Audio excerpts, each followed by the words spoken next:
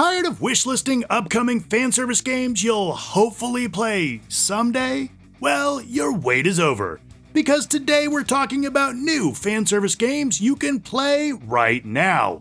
No upcoming releases, no demos, and no coming soon. That's what she said! These are all playable immediately, or at least right after this video. So if you're done waiting, let's jump in.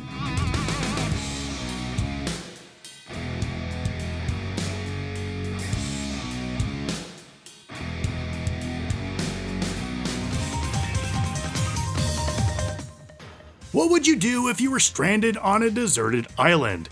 Build a shelter, find food, craft weapons, and maybe find love? Island Notes is a survival sim where you're shipwrecked after a yacht accident. Just another day. And dumped onto a massive, mysterious island. And from there, it's the full survival checklist. You gather resources, craft tools and weapons, build a base, farm crops, fish, tame pets, romance fellow castaways. Oh yeah, and fight monsters. Fuck!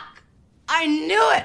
I knew it! I knew it! What really sets Island Notes apart is the NPC system. Other survivors live on the island with their own routines, and you can build genuine relationships through a full affinity system.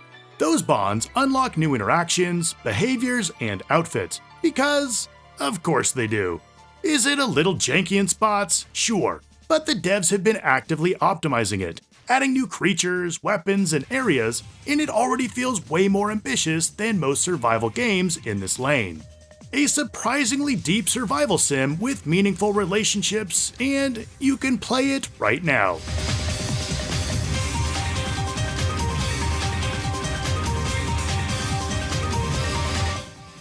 What if managing a virtual idol group also meant sending them into battle in full tokusatsu hero suits against algorithm-generated monsters? That's the premise for ULTRAGIRL's Alters, and yes, it rules. It's a story-driven SRPG where you play as the manager of Alters, a 5-member virtual idol group living double lives as kick-ass superheroes. Combat blends turn-based strategy with real-time flair, framing every fight as a live-streamed performance. Each alter has her own skill tree, combat role, and over-the-top ultimate ability.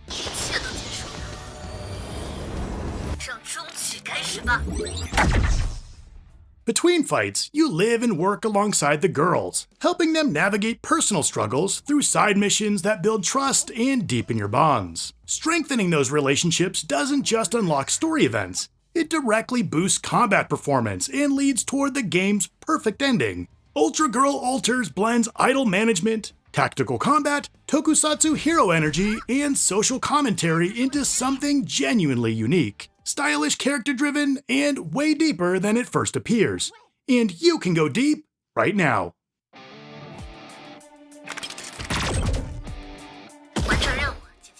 What if a legendary Japanese exorcist maiden woke up in the modern world and immediately chose violence? TAIMA MIKO is an open island action RPG set off the coast of modern Japan, where an earthquake unleashes monsters straight out of folklore. You play as Miko, a powerful exorcist from the past who's been sealed away for years and wakes up to do two things. To chew bubblegum and kick ass. And I'm all out of bubblegum. Combat goes way harder than you'd expect. You're slicing through yokai with chainsaws, torching them with flamethrowers, and unlocking new skills as Miko shakes off centuries of rust.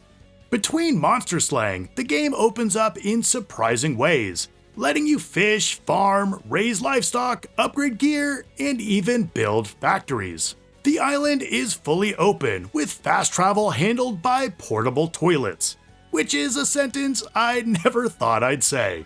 TAIMA MIKO is a stylish action RPG with flashy combat, cozy side systems, a very positive Steam rating, and 0 waiting required.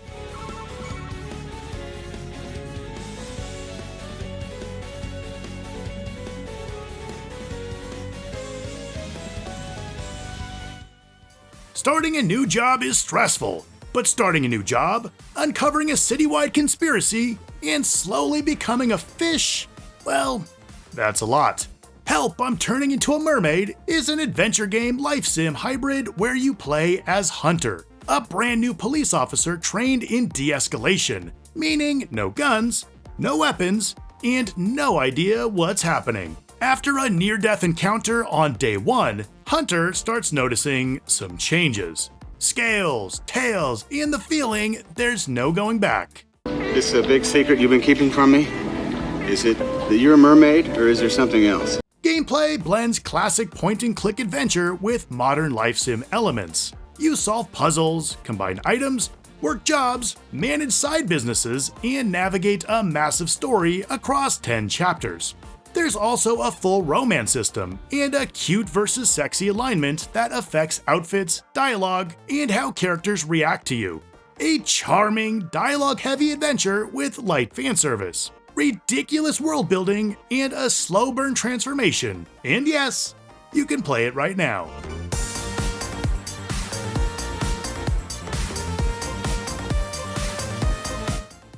What if instead of grinding monsters for power, you simply rizzed your way to immortality? Immortal Lore Daily fully commits to that idea.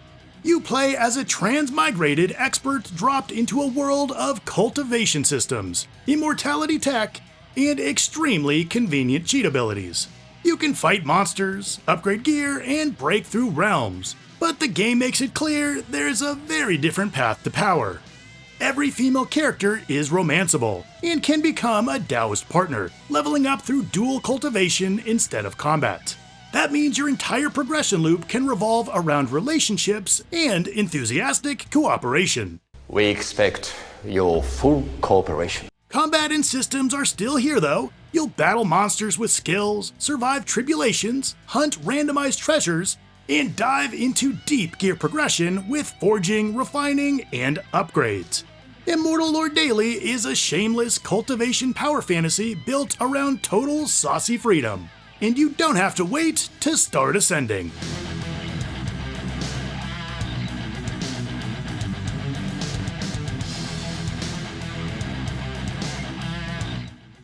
In a JRPG, what if saving the world wasn't the goal, but making a deal with Succubi absolutely was? Succubers Dark Covenant is a short indie fantasy JRPG where you play a student who enters a pact with powerful succubi to roam the city and gather energy, all in pursuit of ultimate dreams. You always had such big dreams. This is a classic, nostalgic JRPG focused on exploration, story scenes, and interacting with a cheeky cast of heroines. You've got nurses, nuns, housewives, and more, each with their own personality and role in the story. It's intentionally compact, only about 4 hours long, with multiple endings that encourage replaying and making different choices. A smaller scale JRPG with big charm, solid replay value, and absolutely no waiting involved.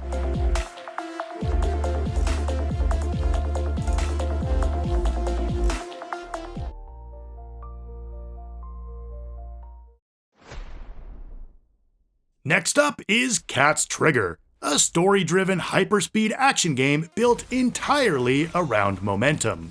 You shoot, slash, grapple, and fly through encounters at blistering speed in a stunning pixel art world. Movement is the star here. You use a grapple wire to zip across rooms, pin enemies, chain attacks, and keep the action flowing non-stop. It's awesome. Awesome, awesome, awesome. Weapon variety keeps fights fresh, from shotguns and missiles to flamethrowers built for wiping entire rooms. Boss fights escalate things even further, throwing massive machines and city-leveling threats at you that completely change the scale of combat.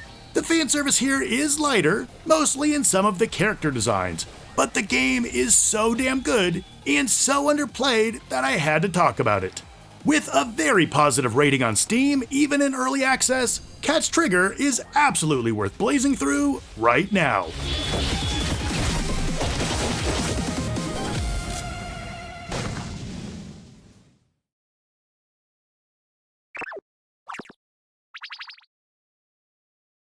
Alright, what if a Souls-like leaned into atmosphere first and temptation a close second? KUROTSUKI is an action slasher set in a dark, myth-inspired vision of medieval Japan. You play as a masked warrior hunting corrupted spirits and ancient beasts across a fading world steeped in folklore. Combat is fast, fluid, and skill-driven, with combo-based slashing, tight timing, and souls-inspired bosses that demand patience and precision. Between battles, you explore shrines, ruined paths, and spirit-haunted locations, uncovering secrets and piecing together the story behind the mask. And yes, you can unlock fully explicit, optional adult encounters through major victories and all of your different choices. A moody action slasher with demanding combat, rich folklore, and spicy rewards. And you can grab it for cheap right now.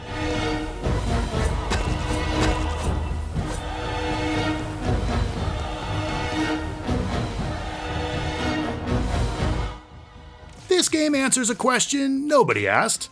What if Rotato, but you're a sentient, perverted hand? That time I got reincarnated as a demon hand is a fast-paced roguelite where you slap, harass, and dodge your way through waves of thirsty monster girls. The controls are intentionally stupid, but underneath the joke is a surprisingly flexible build system. I can be flexible. Each run throws new upgrades and modifiers at you, forcing constant adaptation. If this looks like your jam, check out my full review, because somehow playing as a demon hand actually works. And yes, you can play it right now.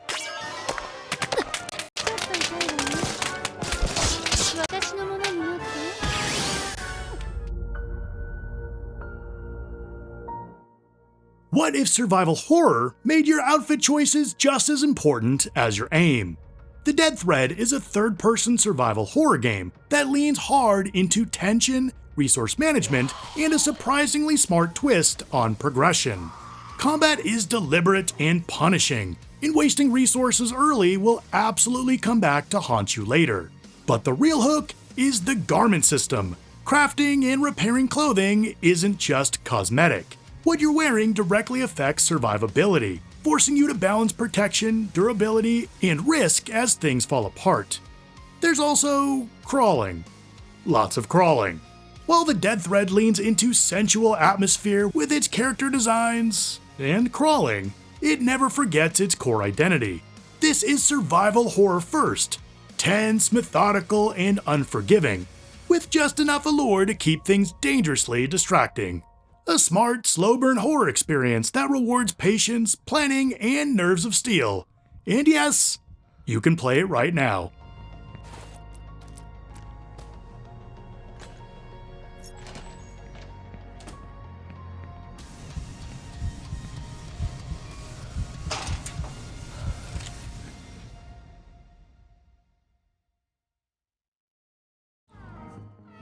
Who needs subtlety? Captain Hardcore is a sci-fi sandbox built around absolute creative freedom, letting you command a spaceship, customize a crew, and create your own scenes under the guise of a very unserious space adventure. At its core, this is a physics-driven sandbox. You customize characters down to absurd detail. Poses, animations, lighting, outfits, sliders on sliders on sliders. Now we're talking! Now we're talking! There is a campaign involving a galaxy-spanning chase and a mysterious antagonist, but the real draw is the sandbox. It supports both desktop and VR play, with full physics interaction for those who take immersion very seriously. A massive, unapologetic adult sandbox, and there's even a demo you can try right now.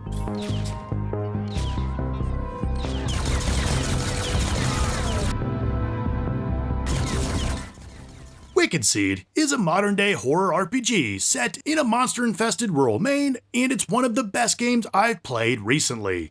Combat blends real-time movement with turn-based tactics in a way that feels tense instead of gimmicky.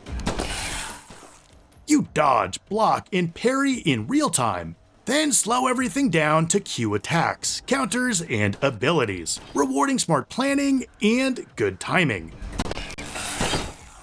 Exploration is classic survival horror. You search for supplies, solve puzzles, uncover hidden paths, and manage limited resources while enemies grow more aggressive.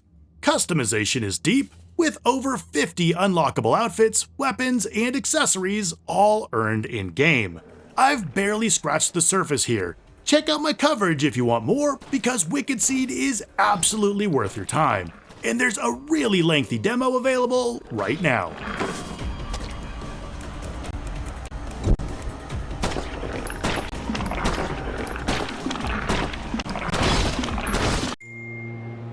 I've seen glimpses of things, but nothing I was able to get a read on.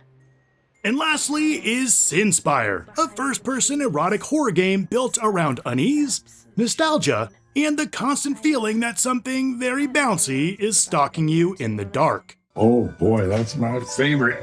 You play as a nameless wanderer trapped inside the Spire, a shifting procedural nightmare made up of multiple themed dungeons, where escape is the goal and survival is never guaranteed. The visuals lean hard into a 6th-gen retro style with low poly environments, warped textures, and lighting that makes every hallway feel unsafe. Enemies are all different types of terrifying monster girls. Some stalk you relentlessly through the dungeon, forcing you to manage space, stamina, and resources while panic slowly sets in. Combat and progression are surprisingly fleshed out. You earn skills, perks, weapons, and upgrades that help you survive longer and push deeper into the Spire. And yes, this is an erotic horror game, so getting caught isn't always a bad thing. Spire is grimy, unsettling, unapologetically niche, and dripping with retro horror goodness. And the best part? You don't have to wait. You can descend into the Spire right now. Run from me anymore, my love. You know what that means, right? You're a sinner. And there you go. Awesome new fanservice games. No waiting required. Which one caught your eye? Let me know in the comments. And don't forget to like and subscribe for the best niche, indie, and fanservice games.